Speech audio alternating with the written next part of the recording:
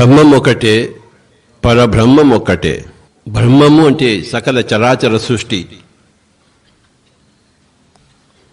పరబ్రహ్మం అంటే ఈ సకల చరాచర సృష్టి యొక్క మూలం.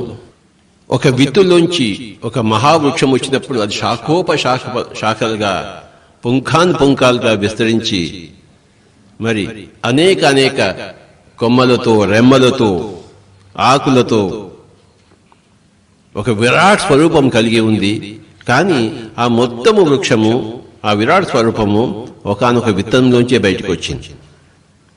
అలాగే ఈ పుంఖాలుగా ఉన్న సృష్టి మొత్తం, సకల గ్యాలక్సీస్, సకల డైమెన్షన్స్, సకల తలాలు అన్నీ కూడాను ఒకటే ఆదిశక్తిలోంచి వచ్చాయి.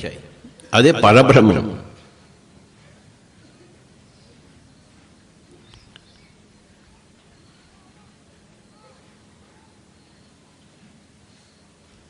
ఆ పరబ్రహ్మము ఒకటే. ఆ పరబ్రహ్మం పేరే అల్లా, ఆదిశక్తి, పరాశక్తి, బ్రహ్మము, పరబ్రహ్మము. అది అర్థమైనప్పుడు మనకి ఆధ్యాత్మికత అర్థమైనట్లు లెక్క. బ్రహ్మం ఒక్కటే, పరబ్రహ్మం ఒక్కటే. భగవత్ స్వరూపులు లెక్కలేనంత మంది, భగవత్ తత్వం ఒకటే. సంగీతజ్ఞులు లెక్కలేనంత మంది, సంగీతం ఒక్కటే. నాదోపాసకులు లెక్కలేనంత మంది, నాదం ఒకటే. జ్ఞానులు లెక్కలేనంత మంది, జ్ఞానం ఒకటే.